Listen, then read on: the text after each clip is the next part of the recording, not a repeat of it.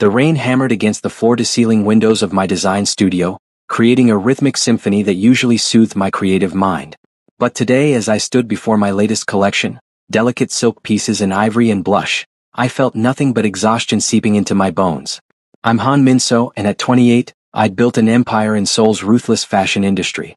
My brand, ethereal, had become synonymous with elegance and innovation. People called me a genius, a visionary.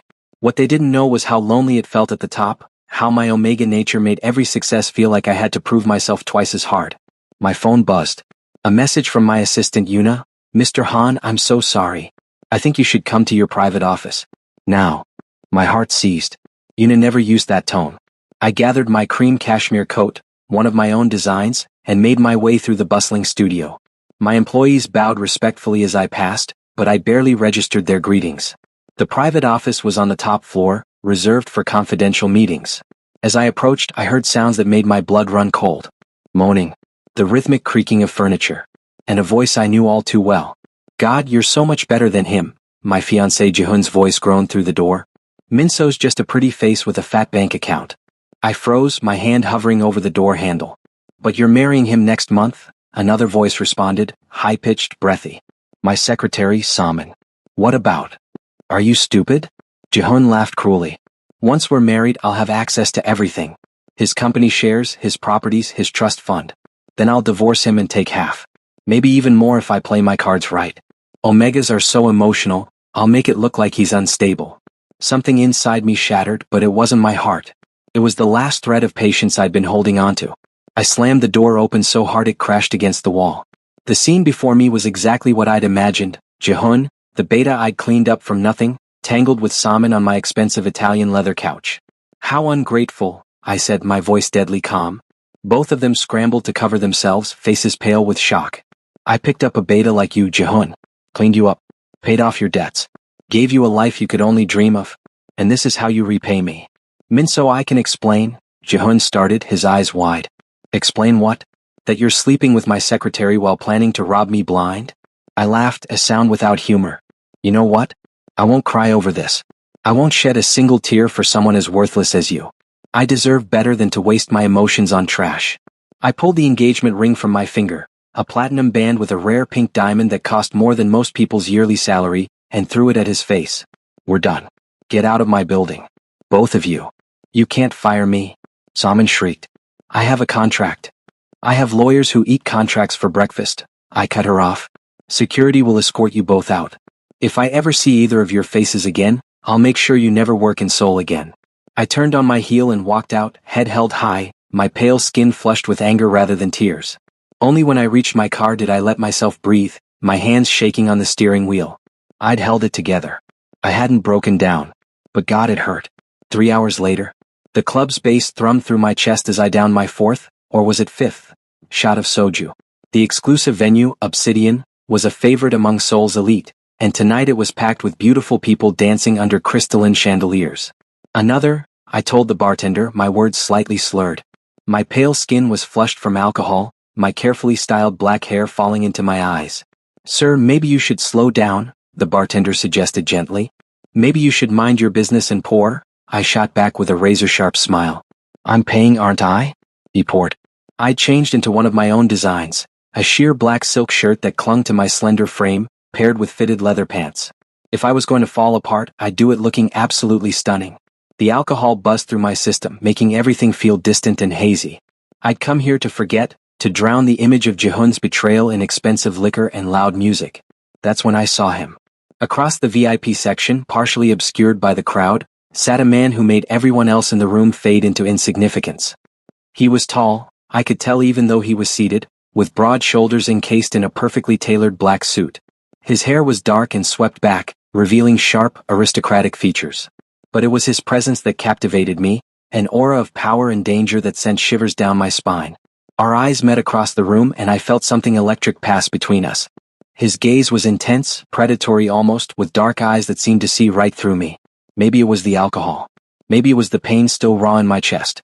Maybe it was my omega instincts recognizing something in him, an alpha and not just any alpha. Whatever it was, I made a decision. I slid off my bar stool and walked toward him, ignoring the way the room spun slightly. His eyes never left me, tracking my movement like a wolf watching prey. "This seat taken?" I asked when I reached his table, my voice carrying that sassy edge that usually made people uncomfortable. I didn't wait for an answer before sliding into the booth next to him. Up close, he was even more devastating. Sharp jawline, full lips, and those eyes, God, those eyes that seemed to burn with an inner fire. "Bold," he said, his voice deep and smooth like aged whiskey. "Do you make it a habit of approaching strangers in clubs?" "Only the interesting ones," I replied, tilting my head to look up at him through my lashes. "And you look very interesting." A smile curved his lips, dangerous and amused. "Do I? You don't even know my name." "Names are overrated," I said, emboldened by alcohol and heartbreak. "I'm more interested in what you can make me forget." His eyes darkened with something that made heat pool in my stomach. "Forget? What does a beautiful Omega like you need to forget?" "That's my business," I said, trailing a finger along his arm. The fabric of his suit was expensive, custom-made if I wasn't mistaken. "Are you going to help me or should I find someone else?" His hand caught my wrist gently but firmly. "I don't share. If you're coming with me tonight, you're mine until morning. Understand?" The possessiveness in his voice should have alarmed me. Instead, it sent a thrill through my body. "Deal?" I whispered. He had a car waiting, a sleek black Mercedes with a driver who asked no questions. The ride to his penthouse was a blur of heated kisses and wandering hands. "What's your name?" I asked between kisses, my fingers tangling in his hair. "Kwok Taejun," he murmured against my neck, his teeth grazing my skin in a way that made me gasp. "And yours, beautiful?" "Minso," I breathed. "Han Minso." I felt him still for just a moment, and when I pulled back to look at him, there was recognition in his eyes. "The fashion designer? You know me?" I asked, slightly surprised. "Everyone knows Ethereal," he said, his lips curving into a smile. "Though the pictures don't do you justice. Your skin really is like snow." Before I could respond, we arrived at a building that screamed wealth and power. The penthouse took up the entire top floor, with floor-to-ceiling windows overlooking Seoul's glittering skyline. But I barely registered the luxury. The moment the door closed behind us, Taejun had me pressed against it, his mouth claiming mine in a kiss that was both demanding and devastating. "Last chance to change your mind," he growled against my lips, his hands sliding under my shirt. "I don't change my mind," I said, pulling him closer. "Now stop talking and show me what an alpha can do." His laugh was low and dangerous. "Careful what you wish for, Omega." What followed was a night I'd remember for the rest of my life. Taejun was intense, passionate, and surprisingly tender despite his dominant nature. He handled me like I was precious and breakable, even as he took me apart with pleasure. "You're exquisite," he whispered as we lay tangled in his silk sheets hours later, his fingers tracing patterns on my bare skin. "Like art." "I design art," I murmured sleepily, feeling more content than I had in months. "I don't pretend to be it." "You're both," he said firmly, pulling me closer against his chest. I fell asleep listening to his heartbeat, thinking this would be just a beautiful memory, a perfect night to forget my pain. I had no idea how wrong I was. I woke to sunlight streaming through unfamiliar windows and an empty bed. For a moment, panic seized me. Where was I? Then the memories of last night came flooding back and I groaned, covering my face with my hands. What had I done? I'd just ended an engagement yesterday, and I'd already jumped into bed with a stranger. A devastatingly handsome, incredibly skilled stranger, but still. I sat up, wincing slightly at the pleasant soreness in my body, and looked around for my clothes. They were neatly folded on a nearby chair. Someone had clearly picked them up from where they'd been scattered across the floor. That's when I noticed the note on the bedside table, written in bold, confident handwriting. "Had to leave for an early meeting. Stay as long as you like. Breakfast is in the kitchen. My driver will take you wherever you need to go. P.S. I'd like to see you again." My number is programmed into the phone on the table. I stared at the note, something warm and uncomfortable stirring in my chest. This was supposed to be a one-night stand. A way to forget my pain and move on.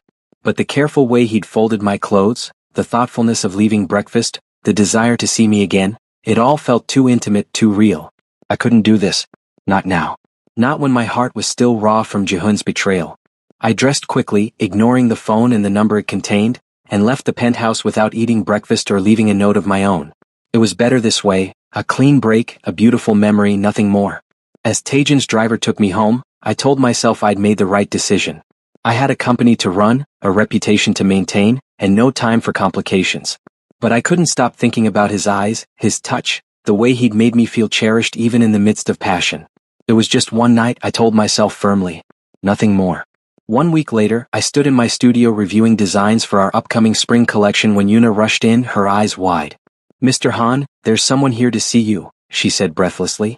"I'm not taking meetings today," I replied without looking up from the sketches. "Reschedule." I don't think I can reschedule him," Yuna said nervously. "He's rather insistent." Something in her tone made me look up. "Who is it?" Before she could answer, a deep voice came from behind her. "Hello, Minso." I froze. Kwak Tae-jun stood in my studio doorway, looking impossibly handsome in a charcoal gray suit, holding a massive bouquet of white roses. My favorite, though I'd never told him that. "You," I said, my heart racing traitorously. "What are you doing here?" "You left without saying goodbye," he said, walking into the room with the confidence of someone who owned every space he entered. "And without taking my number." "Because it was a one-night stand," I said firmly, very aware of Yuna's shocked expression and the curious stares of my other employees. "That's how those work." "Usually yes," Tae-jun agreed, stopping directly in front of my desk. "But I don't want it to be."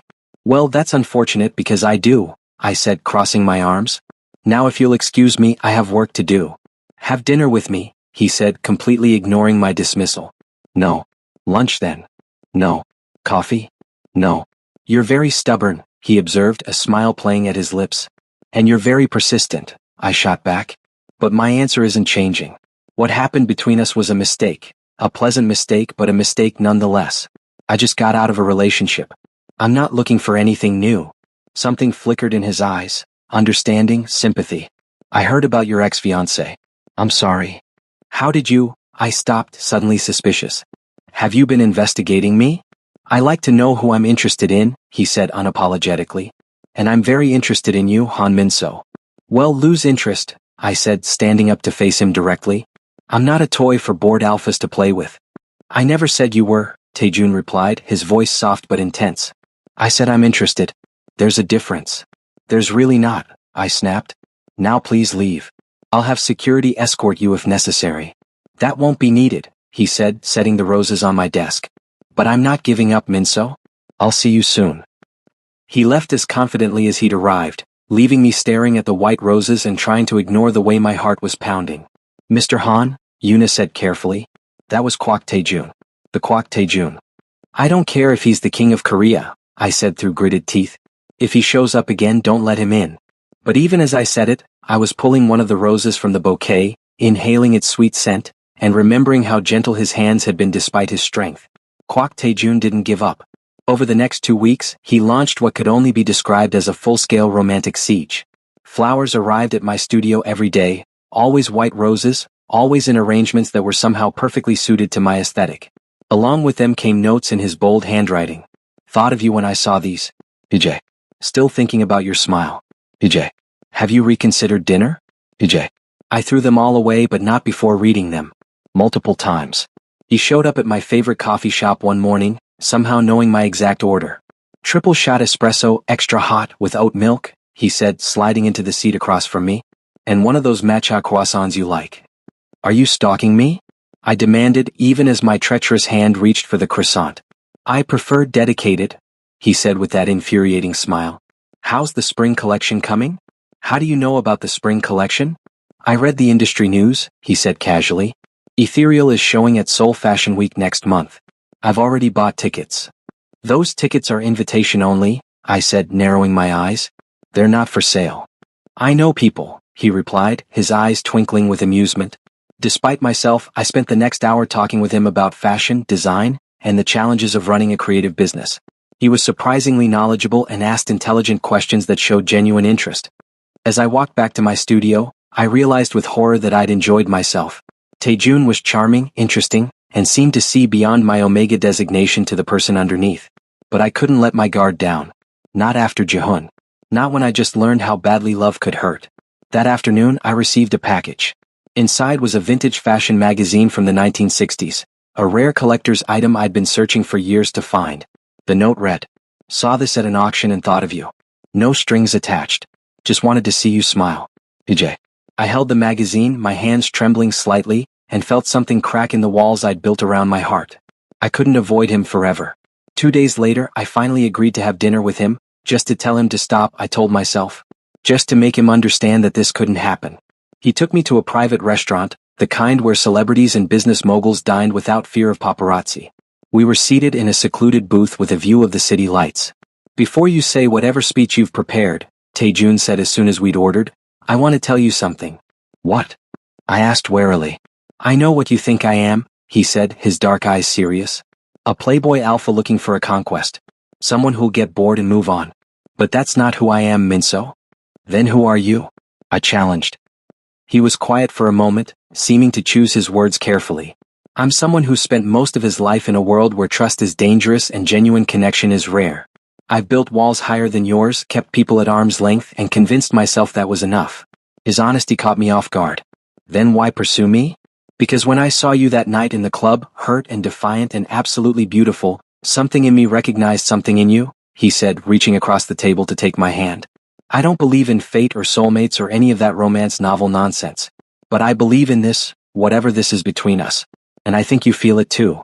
I wanted to pull my hand away to deny it, but I couldn't. "I just got out of a relationship where I was used and betrayed," I said quietly. "My ex-fiancé was only with me for my money. How do I know you're different?" "I'm one of the wealthiest men in Seoul," Taejun said bluntly. "I have my own empire, my own fortune. I don't need yours, Minso. I want you." "There's a difference." "An empire?" I asked, realization dawning. "What exactly do you do, Kwak Taejun?" His jaw tightened slightly. "I run various businesses. Import-export, real estate, security." "You're Mafia," I interrupted, suddenly understanding all the signs I'd missed. The excessive security, the power he wielded so casually, the dangerous edge that never quite left him. "I prefer businessman," he said carefully. "But yes, my operations exist in gray areas. All my businesses are legal, but I have connections to less legal enterprises." I should have stood up and left. Any sane person would have. But instead I found myself asking, "Have you ever hurt innocent people?" "No," he said firmly. "I have rules. No drugs. No human trafficking. No preying on the weak. The people I deal with are criminals who've made their choices. I don't apologize for that." "And bullies?" I asked, thinking of Jihun. His eyes darkened. "I have a particular hatred for bullies and cheaters. People who prey on those they perceive as weaker. If your ex-fiancé ever comes near you again, he'll regret it." The possessiveness in his voice should have alarmed me. Instead, it made me feel safe, protected in a way I'd never felt before. "This is insane," I whispered. "I should run far away from you." "Probably," Taejun agreed, his thumb stroking circles on my hand. "But you won't." "Why are you so sure?" "Because you're brave, Minso. You've spent your whole life fighting against expectations, proving yourself in a world that tried to define you by your designation. You're not afraid of a little danger. You're afraid of being hurt again." He was right, damn him. "And what makes you think you won't hurt me?" "I can't promise I'll never hurt you," he said honestly. "We're both human. We'll argue, disappoint each other, make mistakes. But I can promise I'll never betray you. Never use you. Never make you feel like you're anything less than extraordinary." I looked into his eyes and saw sincerity there, raw and real in a way that made my chest ache. "One chance," I heard myself say. "You get one chance, Kwak Taejun. Mess it up and I'm gone." His smile was brilliant, transforming his usually serious face into something breathtaking. "I won't mess it up." The next month was a whirlwind. Taejun courted me with an intensity that left me breathless. Private dinners, surprise visits to my studio with lunch, late-night phone calls where we talked about everything and nothing. He attended my Seoul Fashion Week show, sitting in the front row and watching with pride as my designs walked the runway. Afterward, he pulled me into a private corner backstage. "You're incredible," he said, framing my face with his hands. "Watching you shine like that, I've never been more attracted to anyone in my life."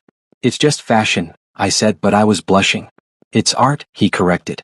"It's your passion, your vision, your soul on display. Never diminish that." He kissed me then, deep and thorough, and I melted into him, feeling cherished and desired in equal measure.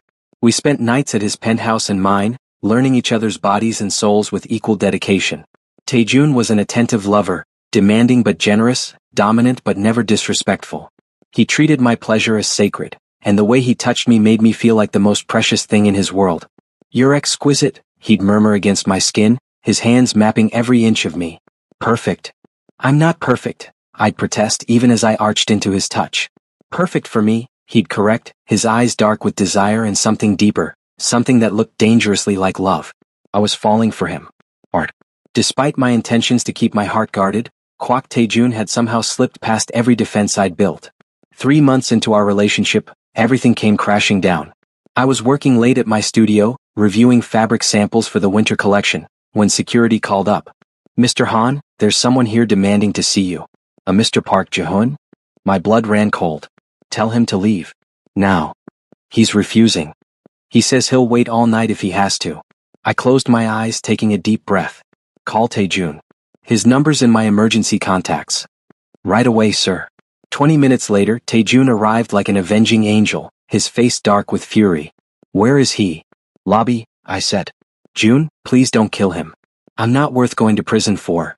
He cupped my face gently. You're worth everything. But I won't kill him. Just educate him on boundaries. We went down together. Ji-hoon was pacing in the lobby and he lit up when he saw me. Minso, thank God. I've been trying to reach you for months. I blocked your number, I said coldly. For good reason. I made a mistake, Ji-hoon said, his eyes pleading. I was stupid. Saman meant nothing, you're the one I love.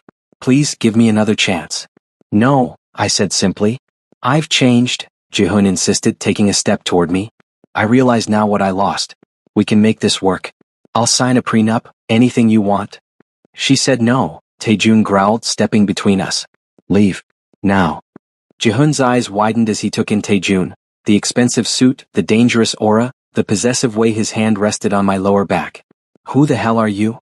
Someone who knows how to treat Minso properly, Taejun said, his voice deadly quiet. Something you clearly never learned. This is between me and my fiancé, Ji-hoon said, puffing up with false bravado.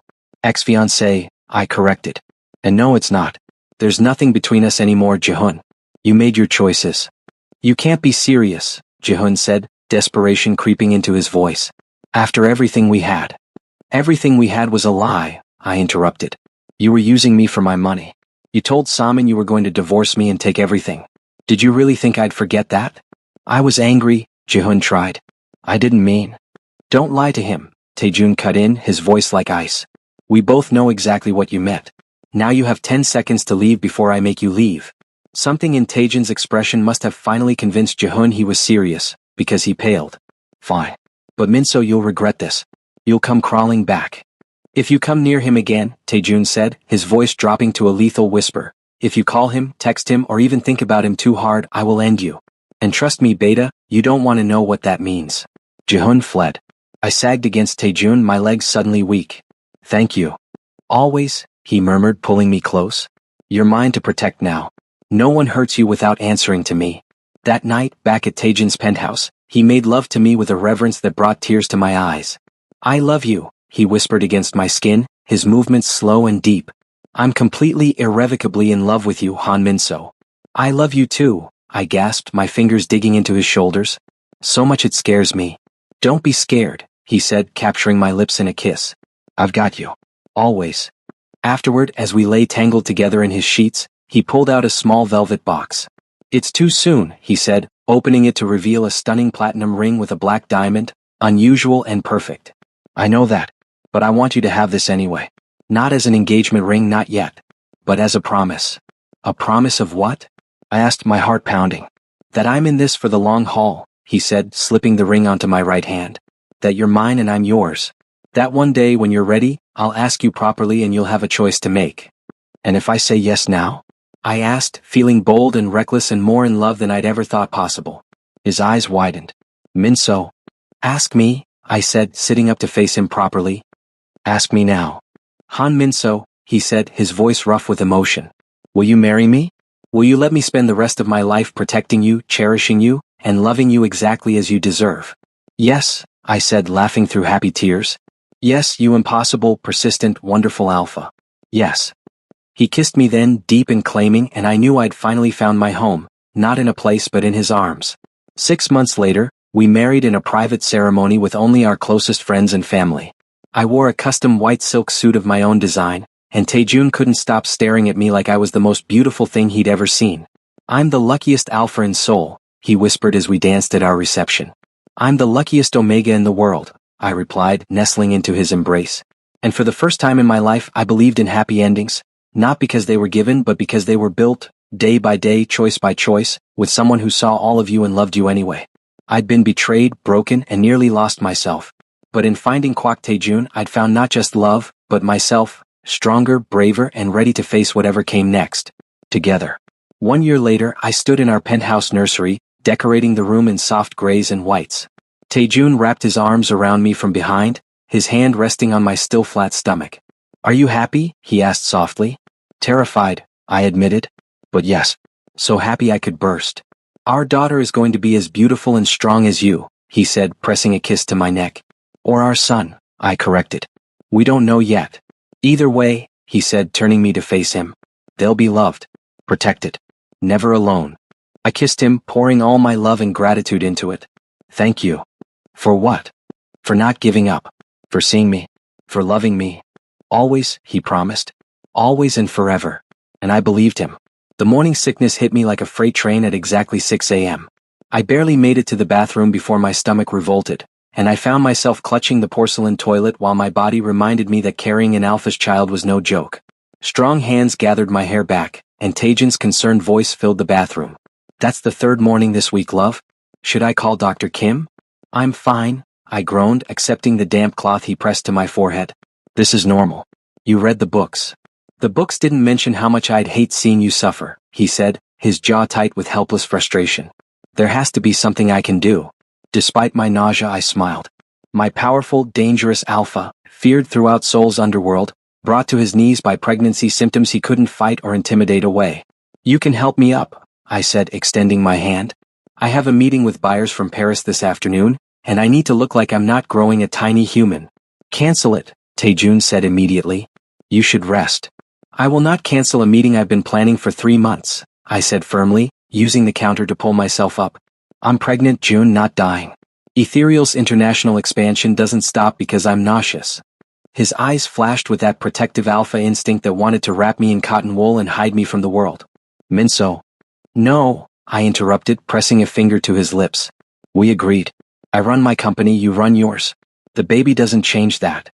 "The baby changes everything," he argued, but his hand was already moving to rest protectively over my stomach. "You're carrying our child. Our future. Nothing is more important than that. Which is why I need to secure these contracts now," I explained patiently, leaning into his embrace. "So that when the baby comes, I can take proper time off without worrying about the business." He sighed, pressing a kiss to my temple. "You're too stubborn for your own good." "You love my stubborn side," I reminded him. "I love every side of you," he corrected. "Even the side that drives me insane with worry." The meeting with the Paris buyers went better than expected.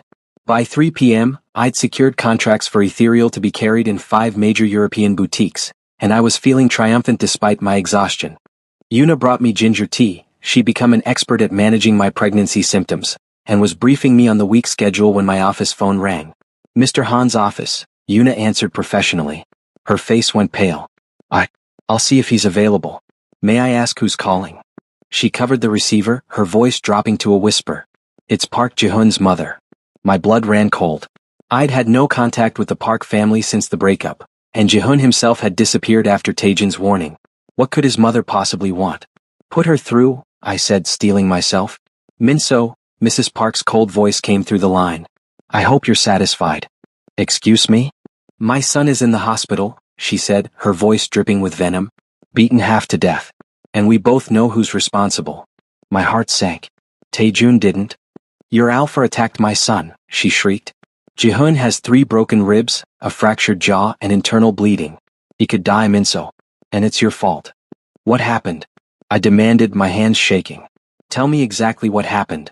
"Ji-hoon went to a club last night," she said. "Your alpha and his thugs cornered him in the alley. Beat him bloody while warning him to stay away from you. Don't bother denying it, Ji-hoon identified him." "That's not possible," I said, but doubt crept into my voice.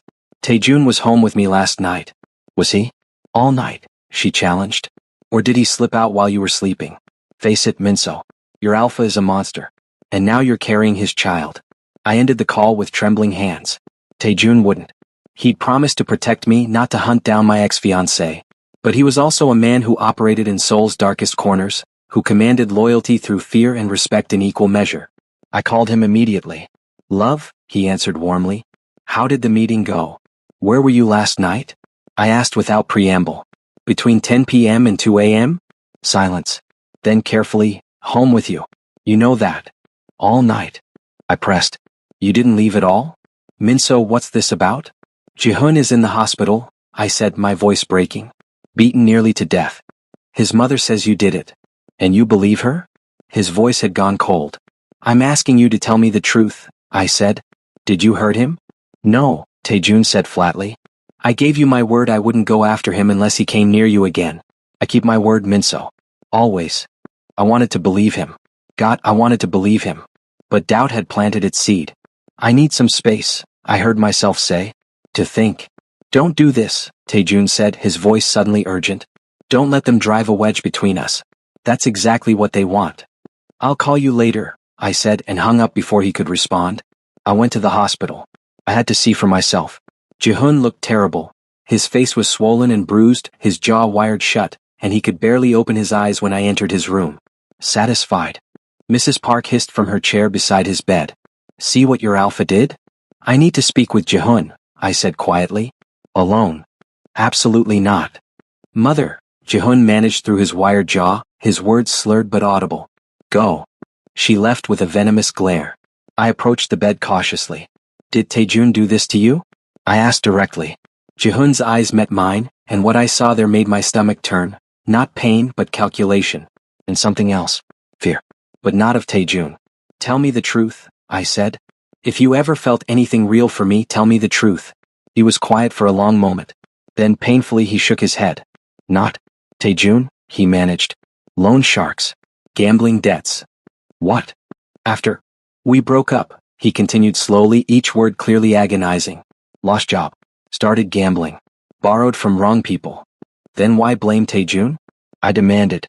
Mother's idea, he admitted, closing his eyes. Thought, you might come back. If you thought he was violent. Rage flooded through me, not at Taejun but at the manipulation, the attempt to poison what we'd built. You'll tell her the truth, I said coldly. You'll tell everyone the truth. Or I swear, Jihun, I will destroy what's left of your reputation so thoroughly that no one in Seoul will even look at you.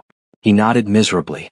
I left without another word, my hands trembling as I dialed Taejun's number. I'm so sorry, I said the moment he answered. I should have trusted you. I should have known. Where are you? He interrupted, his voice tight. The hospital. But I'm leaving now. Stay there. I'm 5 minutes away. He was there in 3. The moment I saw him striding through the hospital lobby, my eyes filled with tears. He pulled me into his arms immediately, holding me so tightly I could barely breathe. I'm sorry, I sobbed into his chest. I doubted you. I let her get in my head. Shoo, he murmured, stroking my hair. It's okay. You were protecting our child. I understand. You're not angry? Furious, he admitted. But not at you. Never at you. He pulled back to look at me, his eyes blazing. But the Parks will answer for this. For trying to manipulate you, for trying to come between us. Jihun admitted the truth, I said. He'll tell his mother. It's over. No, Taejun said softly, dangerously. It's not over until I make sure they never come near you again. That night, Taejun made some calls. I didn't ask for details. I'd learned that sometimes it was better not to know the specifics of how he operated. But by the next morning, the Parks had left Seoul, relocating to Busan with surprising haste. They won't bother you again, Taejun said over breakfast, his hand resting possessively on my small baby bump. I made sure of it. What did you do? I asked, though I wasn't sure I wanted to know. I paid off Jihun's debts, he said simply, and bought the building his mother's shop is in.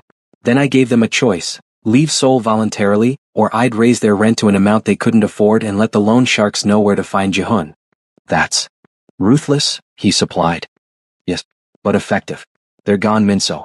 Permanently. I should have been disturbed by how easily he wielded his power. Instead, I felt safe, protected in a way I'd never experienced before. Thank you, I said softly, for protecting us. Always, he promised, leaning over to kiss me. You and our child are my entire world. I'll burn down anyone who threatens that. His intensity should have frightened me. But I'd long since accepted that Kwak Taejun loved with the same fierce passion he did everything else, completely, possessively, and without compromise. Make love to me, I said suddenly, standing from the table. I need to feel close to you. His eyes darkened with desire. You're pregnant. We should be careful. Dr. Kim said sex is perfectly safe, I interrupted, taking his hand and leading him toward our bedroom. And I need you, June, need to remember why I chose you, why I trust you. He needed no further convincing. In our bedroom, he undressed me slowly, reverently, his hands worshipping every inch of newly sensitive skin. "You're even more beautiful pregnant," he murmured, his palms cupping my small bump. "Knowing my child is growing inside you, it drives me crazy." "Then show me," I challenged, pulling him down onto the bed. What followed was tender and passionate in equal measure. Taejun took his time, his touch gentle but thorough, making sure I felt cherished and desired. When he finally entered me, we both groaned at the sensation, somehow more intense, more meaningful now that we were creating a family together. "I love you," he gasped, his movements slow and deep. "Love you so fucking much, Minso." "Love you too," I breathed, my fingers tangling in his hair. "My alpha. Mine. Yours," he agreed, his pace increasing. "Only yours. Forever." We moved together, our bodies finding that perfect rhythm, that connection that went beyond physical pleasure. This was love, raw and real and absolutely right. When we finally fell over the edge together, I felt tears streaming down my face. Happy tears, grateful tears, tears of relief that we'd survived the park's manipulation and come out stronger. "No more doubts," Taejun said afterward, holding me close. "Promise me. If someone tries to poison you against me again, you'll come to me first." "I promise," I said. "I trust you, June, completely." At 4 months pregnant, I finally agreed to meet Taejun's family. I'd been avoiding it, nervous about how his powerful traditional family would react to their son marrying a male Omega. The Kwok family estate was impressive, a traditional Hanok house that had been in the family for generations, updated with modern amenities while maintaining its classical beauty. Taejun's mother, Kwok Myri, greeted us at the door. She was elegant and intimidating in equal measure, her sharp eyes assessing me immediately. "So you're the Omega who captured my son's heart," she said, her tone unreadable. "Mother," Taejun said warningly.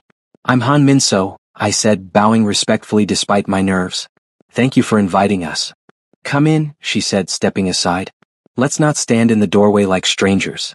Inside, the rest of the family waited. Taejun's father, a stern-looking man who was clearly the source of his son's intensity, and his younger sister Tae-hee, who was practically bouncing with excitement. "Finally," Tae-hee exclaimed, rushing forward to grab my hands. "I've been dying to meet you. Appa never shuts up about you."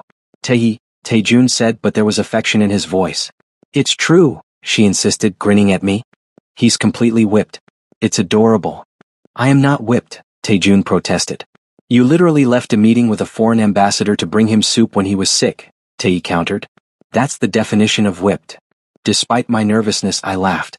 Taehee's enthusiasm was infectious. Dinner was surprisingly pleasant. Taejun's father was quiet but not unkind, and his mother slowly warmed to me as we discussed fashion and art. Apparently, she was a patron of several Seoul galleries. "I have to admit," she said during dessert, "I had concerns when Taejun told us he was dating a male Omega. Not because of prejudice but because I worried about grandchildren." "Mother," Taejun started, his jaw tight. "But," she continued, her eyes dropping to my stomach with a knowing look, "it seems that won't be an issue." I blushed. We hadn't announced the pregnancy yet, but apparently I wasn't hiding it as well as I thought. "How did you know?" I asked. "You've been drinking water all evening and refused wine," she said with a small smile. "And you have that glow. I had it with both my children. When are you due?" I looked at Taejun, who nodded. "November," I said. "We're 4 months along." Tae squealed. "I'm going to be an aunt. Oh my god, this is the best news ever." Even Taejun's father smiled, his stern expression softening. "Congratulations, son. You've done well." "I know," Taejun said, taking my hand and bringing it to his lips. "I'm the luckiest man alive." The pregnancy progressed smoothly after that. My belly grew round and full, and Taejun became even more protective, if that was possible. He insisted on accompanying me to every doctor's appointment, holding my hand during ultrasounds and asking detailed questions that made Dr. Kim smile. "You're going to be a wonderful father," she told him after one appointment. "The baby's lucky to have you both." At 6 months we found out we were having a girl. Taejun cried, actual tears streaming down his face as he stared at the ultrasound image. "A daughter," he whispered, his hand trembling as it rested on my belly. "We're having a daughter. Are you disappointed?" I asked, though I knew the answer. "Disappointed? Minso, I'm terrified," he admitted. "How am I supposed to protect her from the world? How do I raise a girl to be strong and safe when I operate in such darkness?" "The same way your parents raised Tae-hee," I said gently. "With love, boundaries, and trust. She'll have you as an example of what a good man looks like. What more could she need?" He kissed me then, deep and grateful. "Have I told you today that you're amazing?" "Not in the last hour," I teased. "You're amazing," he said seriously. and I love you more than life itself. We spent that evening designing the nursery, arguing cheerfully about color schemes and furniture. Taejun wanted everything top of the line and expensive. I wanted it to feel warm and personal. We compromised high-quality furniture in my chosen aesthetic of soft whites and grays, with handmade touches that made it uniquely ours. At 7 months pregnant, waddling and uncomfortable but radiantly happy, I was working from home when my phone rang with an unknown number. Hello? Han Minso. A cold, unfamiliar voice. You don't know me, but I know your alpha very well. My blood ran cold. Who is this? Someone with a score to settle with Kwak Taejun, the voice said. And you're going to help me. I'm hanging up. Do that, and I'll release photos of your precious alpha executing a rival gang member, the voice said calmly. Photos that would destroy his legitimate businesses and send him to prison for life. Is that what you want for your daughter's father? My hand instinctively went to my belly, protective and terrified. What do you want? You're going to convince Taejun to meet with me, the voice said. Tell him Kim Daeshim wants to talk. He'll know who I am. The line went dead. I sat there, shaking, my mind racing. I should call Taejun immediately. Tell him everything. But the voice had been so confident, so certain of having leverage. Was it true? Had Taejun killed someone? He operates in the underworld, I reminded myself. You knew what he was when you married him. But knowing abstractly and confronting concrete evidence were two very different things. I called him. Love, he answered immediately. Everything okay? Is it the baby? Someone just called me, I said, my voice shaking. Kim Daeshim. He says he has photos of you killing someone. Silence. Heavy and damning. June? I'm coming home, he said, his voice tight. Don't answer the phone again. Don't go anywhere.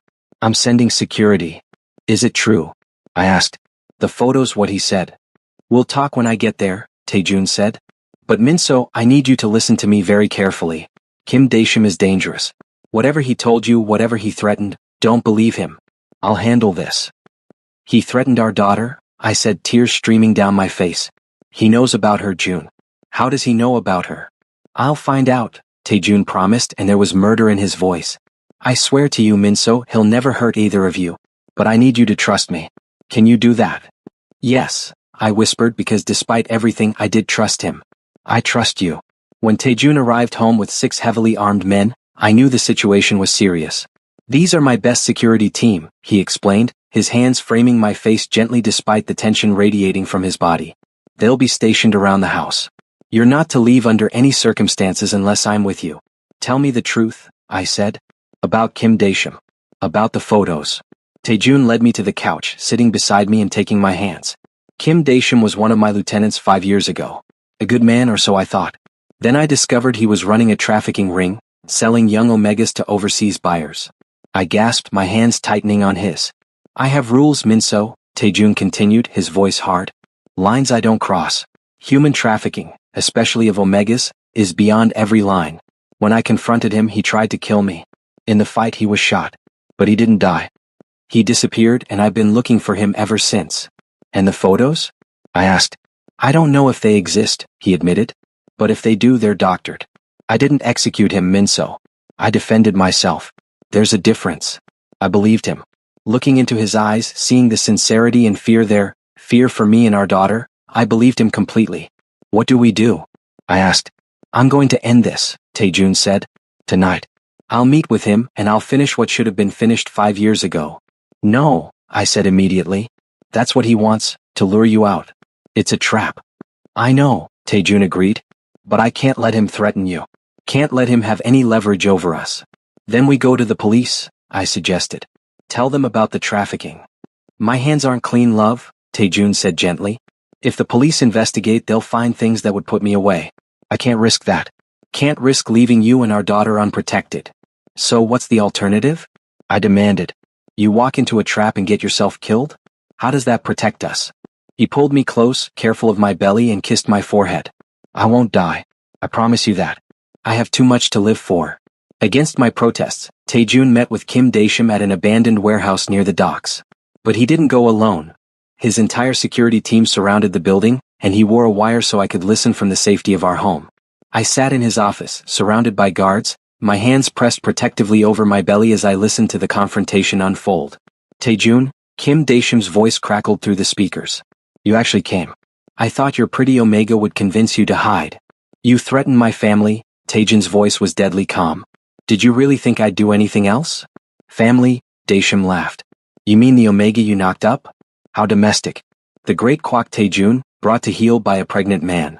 Careful, Taejun warned. Speak about him with respect, or this conversation ends very differently than you planned. I have photos. You have nothing, Taejun interrupted. You think I haven't spent 5 years covering my tracks? Whatever evidence you claim to have, it's worthless. Doctored. Inadmissible. Then why did you come? Daeshim challenged. To finish what should have been finished 5 years ago, Taejun said. You trafficked innocent people. Destroyed lives. And you dared to threaten my Omega and my unborn child. For that, there's only one punishment. You can't kill me, Daeshim said, but I could hear the fear in his voice now. You're not that man anymore. You've gone soft. Your Omega made you weak. My Omega made me stronger, Taejun corrected. Gave me something worth fighting for. Worth killing for if necessary. What happened next was chaos. Gunshots, shouting, the sounds of a fight. I screamed, my hands flying to cover my ears, but I forced myself to keep listening. Then silence. Taejun? I called into the microphone. Jun, answer me. I'm here, love. His voice came through, slightly breathless. It's over. Daeshim is dead. The threat is eliminated. I burst into tears, relief, fear, gratitude all overwhelming me at once. The baby kicked hard as if sensing my distress. Come home, I sobbed. Please just come home. On my way, he promised. Everything's going to be okay now. True to his word, Taejun came home. There was blood on his suit, not his own, and exhaustion in every line of his body, but he was alive and whole. I threw myself into his arms despite my ungainly pregnant belly, sobbing into his chest. I thought I'd lost you, I gasped. I couldn't bear it.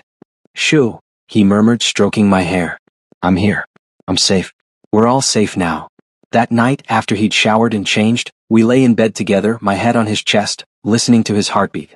I need you to know something, Taejun said softly. What I did tonight, killing Daeshim, it wasn't easy. It wasn't something I enjoyed.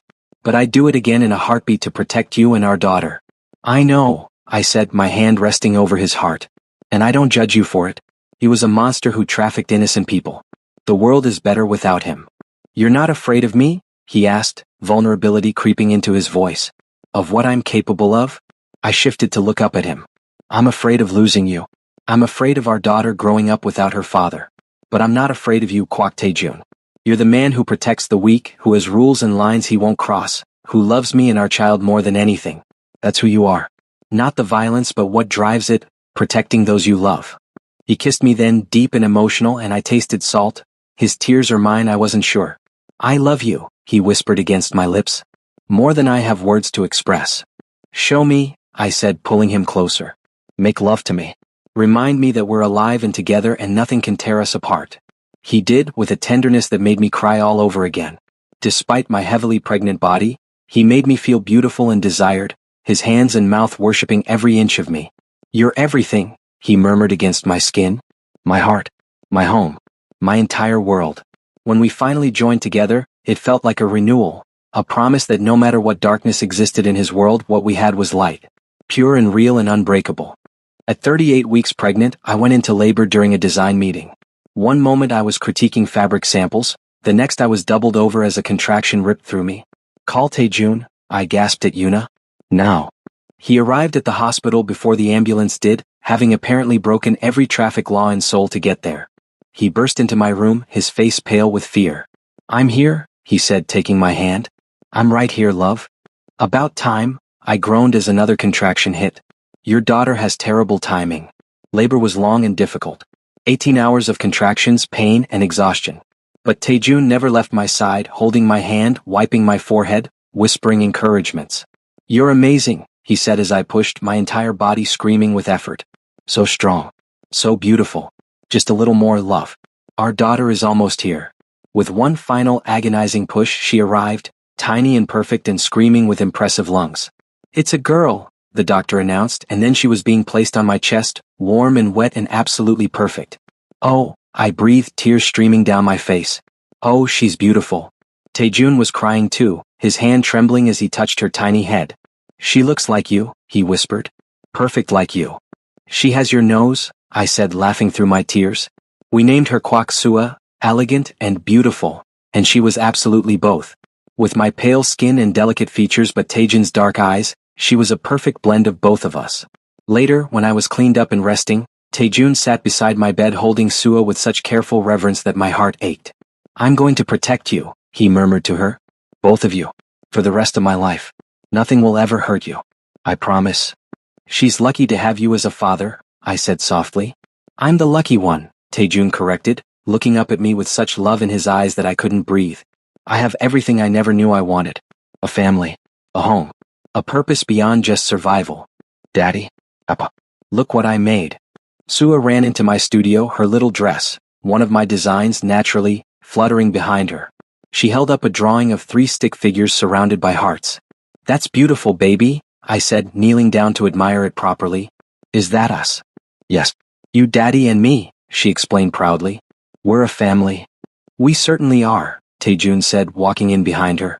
At 33, he was even more handsome than when I'd met him, though there were laugh lines around his eyes now, evidence of our happy life together. He'd stepped back from the darker aspects of his business after Suah was born, focusing on his legitimate enterprises. We'd moved to a new house, still luxurious but more family-friendly, and built a life that was as normal as possible given who we were. "Mama?" Suah suddenly exclaimed, pointing at my stomach. "The baby is making your tummy big again." I laughed, my hand moving to rest on my 6-month baby bump. "That's right. Your little brother is growing." "I'm going to be the best big sister," Suah declared. "I'll teach him everything." "We're counting on it," Taejun said, scooping her up and making her giggle. As I watched them together, I marveled at how far we'd come. From that night in the club when I'd been broken and hurting, to this, a family filled with love and laughter. We'd faced betrayal, danger, and doubt. But we'd emerged stronger, more connected, more certain that what we had was worth fighting for. "I love you," I said to Taejun over Suah's head. "I love you more," he replied with that smile that still made my heart race. "Impossible," I countered. "Want a bet?" he challenged. "Get a room," Suah exclaimed, making us both laugh. We were far from perfect. Taejun still had shadows in his past, and I still had moments of insecurity. But we had each other, we had our children, and we had a love that had been tested and proven unbreakable. And really, what more could anyone ask for? The house was finally quiet. Suah had gone to her grandmother's for a sleepover, leaving Taejun and me alone for the first time in weeks. Between my fashion shows, his business meetings, and our energetic 5-year-old daughter, intimate moments had become precious and rare. I stood in our bedroom doorway watching as Taejun removed his tie, the muscles in his shoulders flexing beneath his crisp white shirt. Even after 5 years of marriage, the sight of him still made my breath catch. "Are you going to stand there all night, or are you going to come here?" he asked without turning around, a smile evident in his voice. "How did you know I was watching?" I asked, walking toward him. He turned, his dark eyes meeting mine with that intensity that never failed to make my knees weak. "I always know where you are, love. It's like my body is attuned to yours." His hands found my waist, pulling me flush against him. Even 6 months pregnant with our second child, he made me feel desired, beautiful in a way that had nothing to do with my appearance and everything to do with how he looked at me. "I've missed this," I admitted softly, my hands sliding up his chest to rest on his shoulders. "Missed having you all to myself." "I've been right here," he murmured, his lips brushing against my temple. "You know what I mean," I said, tilting my head back to look at him. "Missed being able to touch you without little hands interrupting. Missed hearing you say my name without having to keep quiet." His eyes darkened with desire, his hands tightening on my waist. "Are you trying to seduce me, Han Minso? Is it working?" I asked, emboldened by the heat in his gaze. Instead of answering, he captured my lips in a kiss that was both tender and demanding. His tongue swept into my mouth, claiming and possessing, reminding me that despite the domestic life we'd built, he was still that dangerous alpha who'd stolen my heart in a club 5 years ago. I melted into him, my fingers tangling in his hair as I kissed him back with equal fervor. We'd made love countless times, but it never felt routine. Never felt like anything less than a declaration of everything we meant to each other. "Bedroom," I gasped when we finally broke apart. "Now." He didn't need to be told twice. In one smooth motion, he swept me into his arms, cradling me against his chest as he carried me to our bed. "June, I'm pregnant," I protested half-heartedly. "I'm too heavy." "You're perfect," he interrupted, laying me down on the silk sheets with such care that my eyes stung with sudden emotion. "Every inch of you. Every change. You're carrying our son Minso. How could you be anything but beautiful?" He knelt beside the bed, his hands sliding under my shirt, one of his oversized and comfortable, to rest on my rounded belly. Our baby kicked against his palm, and Taejun's expression softened with wonder. "He knows his daddy's touch," I said softly, covering his hands with mine. "Of course he does," Taejun replied, leaning down to press a kiss to my stomach. "Just like his sister did. Just like you do." His lips trailed across my belly, placing reverent kisses on my stretched skin, worshipping the life growing inside me. Then his hands were sliding my shirt up and off, his mouth following the path of revealed skin. "God, you're gorgeous," he breathed, his eyes roaming over my body. "I love seeing you like this, round with my child, knowing I put him there." The possessiveness in his voice sent heat pooling low in my belly. Even after all this time, his alpha instinct still thrilled me, the way he looked at me like I was his most precious treasure and his deepest desire all at once. "Touch me," I pleaded, reaching for him. "June, please." He stood, shedding his shirt with practiced ease, revealing the muscled chest I'd traced with my fingers and lips 1,000 times. His body was a work of art, powerful and dangerous, but mine. All mine. He removed the rest of his clothes with deliberate slowness, his eyes never leaving mine, letting me see the effect I had on him. Even heavily pregnant, I could still make this powerful man tremble with want. When he was finally bare, he climbed onto the bed, positioning himself above me with careful attention to my belly. "Tell me if anything's uncomfortable," he said, his voice rough with barely controlled desire. "If I hurt you." "You won't," I assured him, pulling him down for another deep kiss. "You never do." His hands were everywhere, gentle but possessive as they explored my body. He knew every sensitive spot, every place that made me gasp and arch into his touch. His fingers traced the swell of my belly, then moved lower, finding me already wet and wanting. "So ready for me," he murmured approvingly, his fingers circling and teasing until I was writhing beneath him. "So perfect." "June," I moaned, my hands clutching at his shoulders. "Stop teasing. I need you." "I know what you need, love," he said, his voice dropping to that commanding tone that made me shiver. "And I'm going to give it to you. Every inch. Every thrust. Until you're trembling and crying my name." True to his word, when he finally entered me, it was with one slow, deep thrust that made us both groan. The stretch, the fullness, the feeling of completeness, it never got old, never felt like anything less than coming home. "Perfect," he breathed, his forehead resting against mine as he gave me time to adjust. "You feel perfect around me. Like you were made for this. Made for me." I agreed, wrapping my legs around his waist as best I could with my belly between us. "Only for you. Always for you."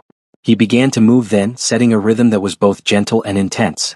Each thrust was measured, careful of our baby, but no less passionate.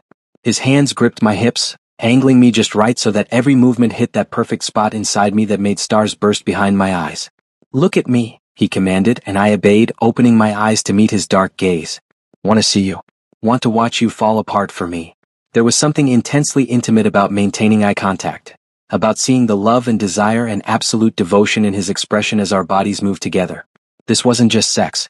It was communion, connection, a reaffirmation of every vow we'd made to each other.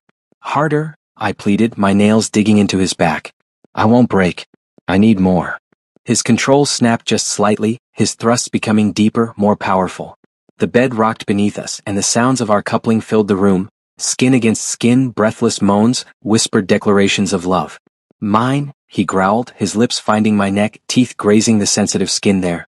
"My Omega. My husband. Mine to love. Mine to protect. Mine to pleasure." "Yours," I agreed, my voice breaking on a particularly deep thrust. "All yours. Always." His hands slipped between our bodies, finding that bundle of nerves that made me cry out. He worked me expertly, his fingers moving in time with his thrusts, pushing me higher and higher toward that precipice. "That's it, love," he encouraged, his voice strained with his own approaching release. "Let go. Show me how beautiful you are when you come for me." His words, combined with the perfect rhythm of his body and fingers, sent me spiraling over the edge. My release crashed through me like a wave, pleasure radiating from my core to every nerve ending. I cried out his name, loud and shameless and completely lost in sensation. "Beautiful," Taejun breathed, his movements becoming erratic as my body clenched around him. "So fucking beautiful. Love you. God Minso, I love you so much." A few more thrusts and he followed me over, his body tensing as he found his own release deep inside me. His groan was low and guttural, his face buried in my neck as he trembled with the force of it. We stayed like that for long moments, both of us breathing hard, hearts racing in sync. Eventually, he carefully withdrew and rolled to his side, immediately pulling me into his arms with my back to his chest, his hand coming to rest protectively over our baby. "Did I hurt you?" he asked, pressing soft kisses to my shoulder. "Was it too much?" "It was perfect," I assured him, covering his hand with mine. "You're always perfect." "Not perfect," he corrected, "but trying to be. For you. For our family." I turned my head to look at him, seeing the vulnerability in his expression, the fear that somehow he might not be enough, might not deserve the happiness we'd found together. "You are enough," I said firmly. "More than enough. You're everything, June. My alpha. My husband. The father of my children. My home." His eyes grew suspiciously bright and he buried his face against my neck. "How do you always know what I need to hear?" "Because I know you," I said simply. "Every dark corner. Every fear. Every hope. And I love all of it. All of you." We lay there in comfortable silence, our breathing gradually returning to normal. The baby kicked lazily, making us both smile. "Do you think he knows?" Taejun asked, his fingers tracing gentle patterns on my belly. "That he's so wanted? So loved already?" "I think he knows he has the best daddy in the world," I replied. "Just like his sister does. Just like I do." "Sappy," Taejun accused, but his voice was thick with emotion. "You love my sappy side," I countered. "I love every side of you," he corrected, pulling me impossibly closer. "Even the stubborn, sassy side that drives me insane." "Especially that side," I teased. "Especially that side," he agreed with a soft laugh.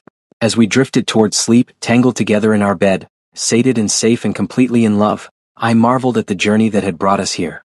From a broken Omega looking to forget his pain to a man who'd found his forever in the arms of the most unexpected alpha. Life wasn't perfect. We still had challenges. Taejun's business still sometimes brought danger to our door, and my career demands were intense. But we faced everything together, united in our love and commitment to our family.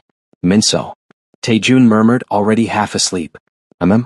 Thank you." "For what?" "For giving me this," he said softly. "This life, this love, these children. For seeing past the monster everyone else saw to the man underneath. For choosing me." I turned in his arms, pressing a gentle kiss to his lips. "Thank you for not giving up. For pursuing me even when I pushed you away. For loving me exactly as I am. Always," he promised, his eyes already closing. "Forever." I watched him fall asleep, his features relaxing into peaceful contentment, and felt my heart swell with so much love it almost hurt. This was my happy ending. Not because it was perfect, but because it was real. Because it was ours. And I wouldn't change a single moment of the journey that brought us here.